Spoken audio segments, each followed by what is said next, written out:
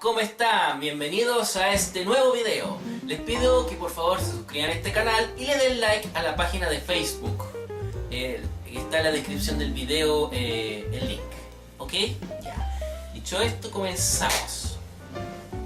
¿Ustedes se acuerdan cuando muchas veces nosotros les dijimos, bueno, los españoles vinieron con indígenas del Valle del Cusco y de otras latitudes acá a Chile? ¿Sí? Pero si yo les dijera, claro, bueno, y de ahí viene eso que Dinamita Show, el flaco de Dinamita Show decía, cuando llegaron los indios con los españoles, todo el chiste que eso implicaba, ¿ya? Pero si yo les dijera que también vinieron los españoles con esclavos negros, ¿ustedes me lo creerían? Nah, eso es mentira. Eso solamente pasa en las colonias inglesas que después se convirtieron en Estados Unidos. ¿Y por qué estás tan seguro de que no fue así? Porque he visto muchas películas muy educativas sobre el tema. Una de ellas fue El Patriota, donde sale Mel Gibson. O sea, tú me estás diciendo de que porque no has visto películas donde los españoles vienen con esclavos negros, ¿quiere decir que eso no existe? Pues sí. Ah, vale. Oye, ¿te puedo hacer una pregunta? Sí, dime. Cuando te diagnosticaron insuficiencia mental y retraso de aprendizaje, ¿tu mamá no te trató como el idiota más grande de la faz de la tierra? Puta, si tú sabés lo de mi mamá. Muy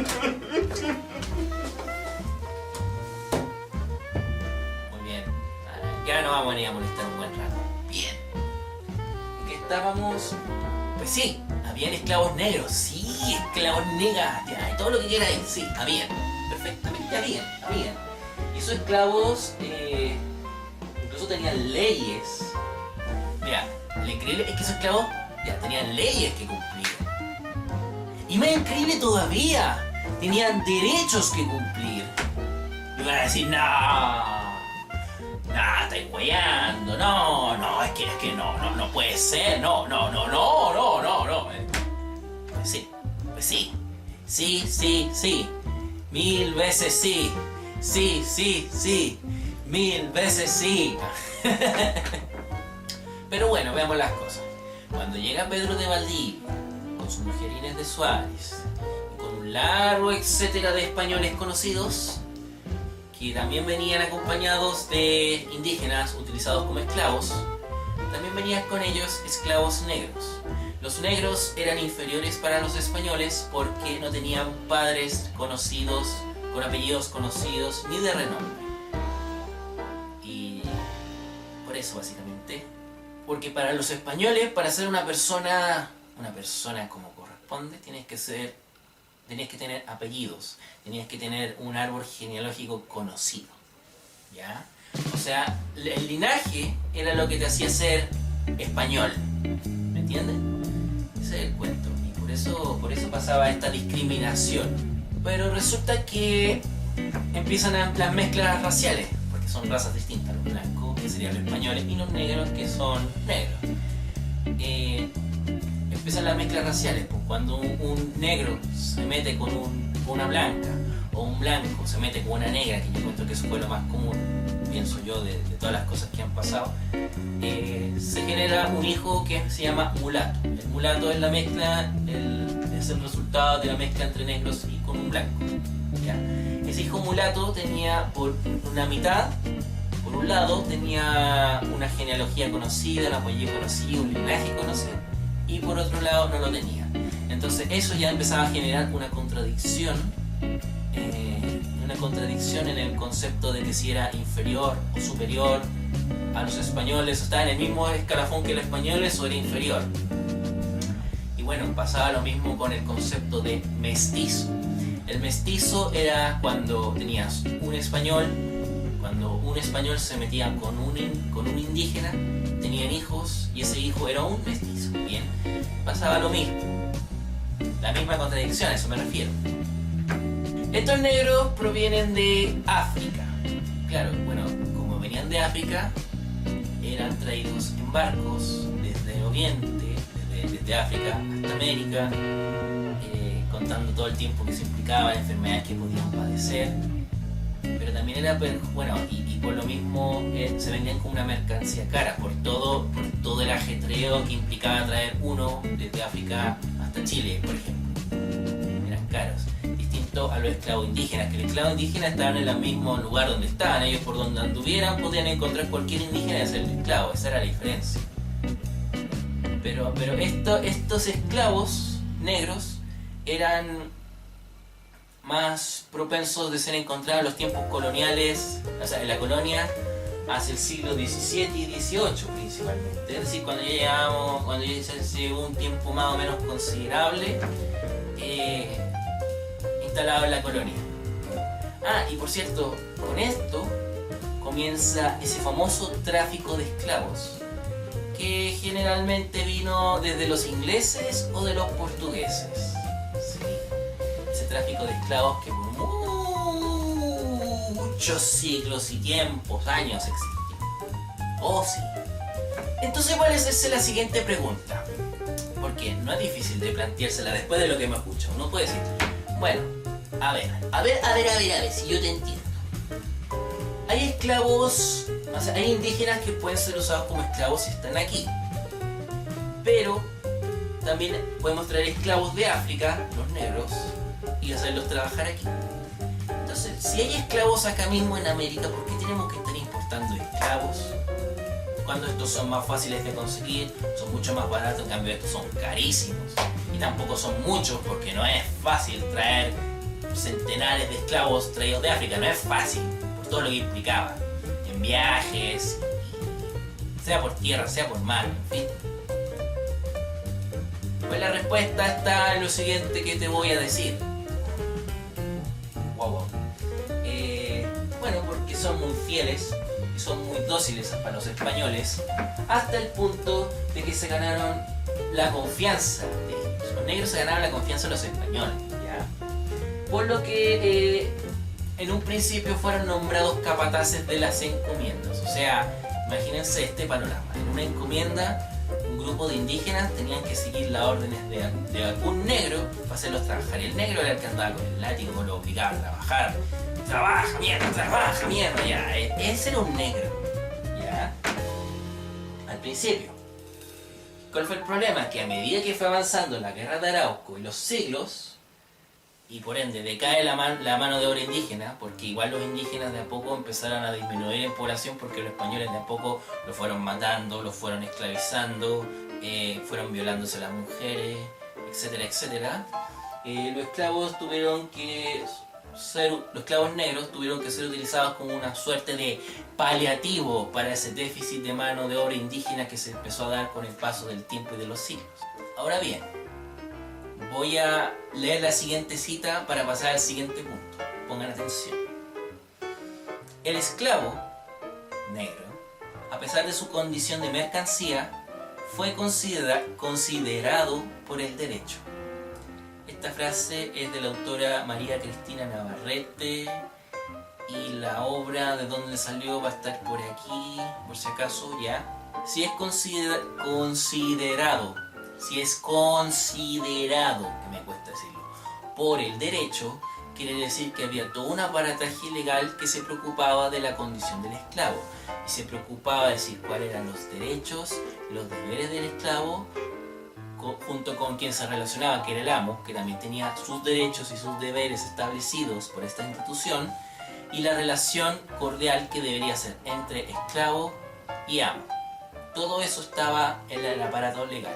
Mira, esta institución de la esclavitud tiene sus orígenes en el código jurídico llamado Las 7 Partidas del Rey Alfonso X, que data del año 1265, que no es nada más ni nada menos que el código justiniano de los romanos, modificado por la Iglesia Católica para incluir todo el tema de la evangelización de los esclavos, o sea, y con ello para que tengan derecho a los sacramentos católicos como el bautizo, el matrimonio, la primera comunión, la confirmación, la extremunción, esos son los sacramentos, y bueno, el descanso en festividades religiosas, Navidad, Semana Santa, la Asunción de la Virgen, el Día de María, que es el 8, todas esas cosas. Nosotros dijimos que es del año 1265. Estamos hablando de un contexto histórico español muy distinto al que se generó en el siglo XVI, XVII, XVIII, que fueron los siglos de la colonia. ¿Ya? Fue en el momento en que los españoles en la península ibérica estaban luchando, los españoles cristianos, que eran del reino de Castilla, el reino de León, el reino de Aragón, el reino de Asturias, estaban luchando por desplazar a los musulmanes, a echarlos de la península. Con el paso de los siglos se logró eso, muchos siglos. ¿Ah? Y que fue lo que se llamó la Reconquista. La Reconquista que se termina logrando en el año 1492. Fue antes de que ese proceso se terminara. Y obviamente fue muy posterior a los viajes de Colón y todas las expediciones de conquista que se libraron en América. ¿Ya?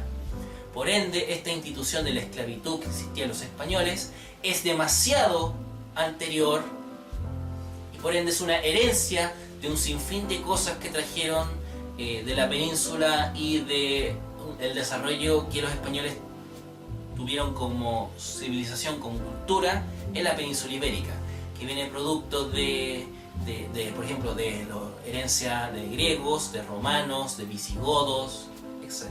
Y como es una institución de esclavitud muy antigua para el periodo que estamos hablando, obviamente no mencionaba esclavos indígenas, no mencionaba esclavos negros, no, para nada. Seguramente mencionaba, no sabría decirle si mencionaba esclavos musulmanes, no sé. Pero bueno, como había una ambigüedad ahí, se tuvo que aclimatar a los tiempos de entonces, ya sé, los tiempos nuevos, los tiempos actuales, no, pero se tuvo que aclimatar a esa época, ¿ya? Ahí con una que otra pequeña modificación, pero la esencia de la institución de la esclavitud se mantuvo intacta. Eso es lo importante que entiendo. Hubo una institución de la esclavitud. Para ilustrar un poquitito más esta institución de la esclavitud, les voy a hablar un poco de las limitaciones que el amo tenía ante el esclavo. Por ejemplo, el amo no podía maltratar al esclavo, dentro de lo cual se incluía el tener que alimentarlo y vestirlo adecuadamente, ¿ya? Y eso tenía que ser, y en el caso de que, por ejemplo, él cometiese alguna atrocidad donde tuviese que ser maltratado, tenías que tener aprobación del juez local, del juez que estaba a cargo de la localidad donde estabas, ¿ya? Y en el caso de que el amo no cumpliese con sus obligaciones, el esclavo tenía derecho a cambiar de dueño o bien intentar conseguir su libertad, lo cual se realizaba en juicios donde el esclavo contaba con un procurador conocido como abogado protector de los pobres, ¿ya? Que también atendía, aparte de los pobres, a los negros y a los indígenas. Ahora bien, ¿ustedes creen que esto se cumplió a cabalidad en la colonia? Uy, no tengo reloj. Pues la respuesta es no. La verdad de las cosas, yo diría que con sí con sa. ¿Con qué? ¿Y eso qué significa? Con sí con sa significa algo así como be. Aunque yo afirme que con sí con sa be, yo diría más tirado a menos que a más. Más o menos tirado a menos. ¿Por qué? Porque existía el aparataje, existían instituciones que podían defenderla, pero sin embargo lo que no existía era una voluntad de querer respetar la institución de la esclavitud. No existía. Por parte de los colonos. Veamos, porque los esclavos, hay que pensar un poco. Los esclavos negros eran caros por todo lo que implicaba el traerlos hacia la colonia, en barco, a tierra, en fin. Solamente los tenía gente de mucha plata, de muchas riquezas, gente con propiedades, gente con cargos importantes dentro de la colonia, ¿ya? Y bueno, ellos ocupaban a los esclavos negros por lo caros que eran, principalmente. Pero a esa gente no le convenía,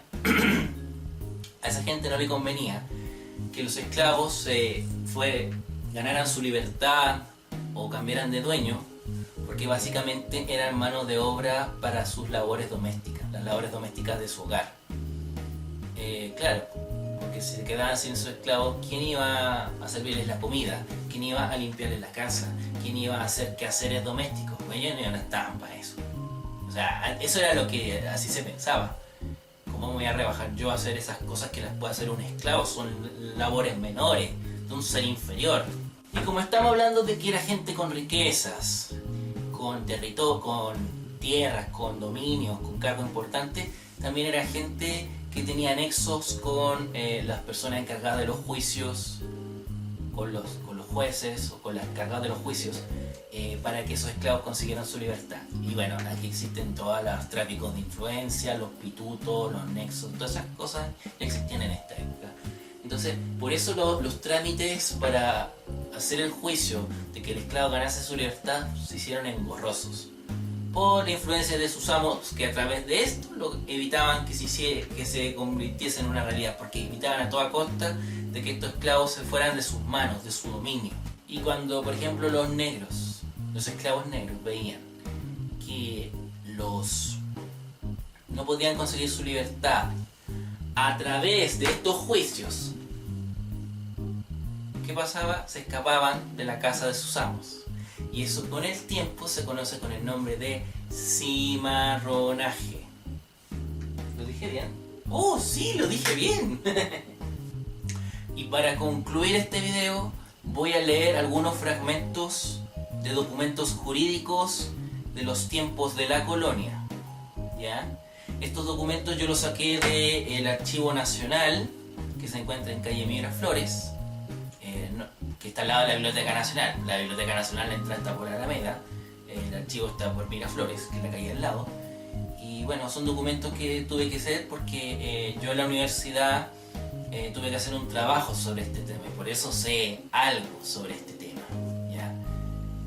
El primer documento jurídico es de Santiago, 26 de octubre del año 1782, Capitanía General, volumen 55, pieza 14, hoja 310 y vuelta.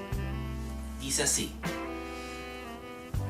Polonia mulata, libre, en la mejor forma que haya lugar en derecho para hacerlo ante su excelencia, quien años pasados, hallándose doña Isabel Valderrama en la ciudad de Santiago, siendo yo a pocos años me vine en compañía de mi abuela con la dicha Isabel a la ciudad de Chillán, y habiendo muerto la referida mi abuela, quedé huérfana en el poder de la susodicha, con cuyo motivo se ha estado sirviendo de mí hasta el tiempo presente.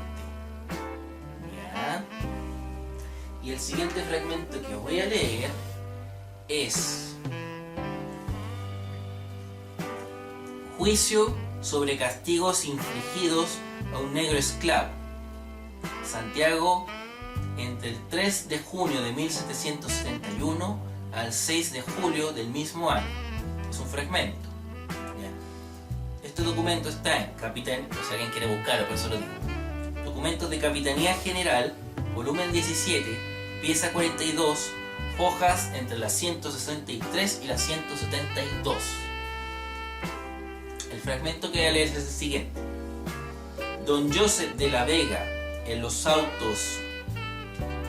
Esto por si acaso yo lo vi escrito, microfilmado en español antiguo, con esa caligrafía de mierda que tenían los españoles antiguos, porque es una mierda, está por ahí con la letra de los doctores. Y yo de ahí lo tenía que leer y lo tenía que escribir en una hoja tratando de leer. Y aparte que el español antiguo tiene vocablos distintos. No existían las B cortas, no existía la Y, no existían ciertas letras que aquí sí se ocupan. Entonces, bueno, de repente si se escucha algo raro, puede ser por eso. Don Joseph de la Vega, en los autos con el defensor, no sé si era los autos, con el defensor de los pobres, sobre que se me obligue a vender a Miguel Negro Congo, mi esclavo, y lo demás deducido, respondiendo al traslado del escrito de la foja 1, digo, foja 1, digo, 2 puntos, que toda la relación en él se hace es falsa, y por tal la niego sobre que pido que se revise la causa aprobada, es decir, para que se califique la infamia con que procede el esclavo contra su amo. Y en él hay un fragmento que fue completamente ilegible. Aquí hay una pausa ya. Siguiente punto. Lo que pasa es que dicho Miguel no solo es cimarrón, pues ha hecho 4 fugas, sino también es ladrón por haberse hurtado unos zarcillos con perlas de mi hija, y por todo haya no se le ha hecho otro castigo que el de haber llamado al verdugo para que en mi propia casa le diese 14 azotes, que no fueron más, y fuera de esto no ha tenido otra corrección de palos, que aunque los hubieran habido, todo era corto para tamaños delitos. Resiente que la ociosidad empieza ya, y la misma condición de su naturaleza sin duda ha motivado tan falsa y extraña deliberación contra su amo. Aquí tenemos ejemplos gráficos, un poquito mal quizás sacados de los textos originales, pero se nos sirve para tener una pequeña idea de lo que hemos estado conversando a lo largo de este video. Y bueno, yo con esto quería terminar. Espero que les haya gustado este video. No olviden suscribirse al canal y darle like a la página de Facebook. ¿Ya? Cuídense, que estén bien. Nos vemos. Adiós.